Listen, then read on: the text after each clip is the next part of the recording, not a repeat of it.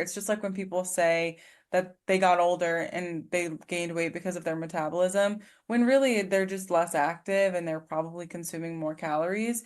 Like it's just very hard to reflect and look inward and realize like, oh, I have been less active and oh, like I do kind of overeat a lot more than I did before.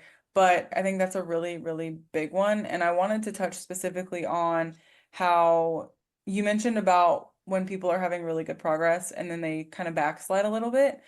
And I see this a lot. And I think it's just this idea that people get in their heads where they're like, oh, I've made it, or I've made so much progress, I have some wiggle room now. And it's almost like, hey, I've made a lot of progress, so now I get to XYZ, but why would you like reward yourself for, I don't want to use the word good behavior because I don't like the good and bad scenario, but for consistent behavior, making progress by doing the things that like didn't really get you there. So it's just kind of like a cognitive distortion where it's kind of like a self-sabotaging thing. Because I've had clients that do this and they've explained it to me kind of like how I said it. Like it almost feels like you have more wiggle room when really that's not how it should be looked at. Mhm. So let's say we're in that situation, someone's listening to this and they're like, "Oh my God, that's me." Like, what do you think could be a good way to reframe things maybe to them? Yeah, I think part of it is like reminding yourself that you don't always have to reward yourself for working hard. I know that can kind of sound harsh, but like think about all the times that you've done something really hard and like it hasn't gone your way. Like you study really hard for a test, you put in a lot of hours and a lot of like actual work mentally and physically, but then you might not get a good grade or you might not get the grade you were hoping for. Stuff like that happens. I think it's just with food and nutrition, it's a lot more emotional. And of course, food is a lot more emotional.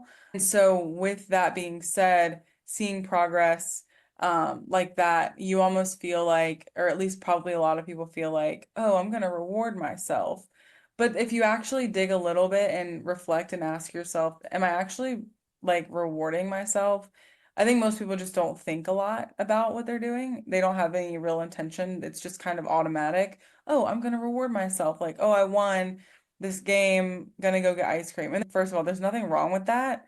But in a situation where it keeps happening over and over again, I think it's important to put like a pause between thinking about doing it and like actually doing it and asking yourself, is this in alignment with the person that I want to be? Like, do I want to always be the person that does this every time I see progress with my fat loss or with like whatever it is?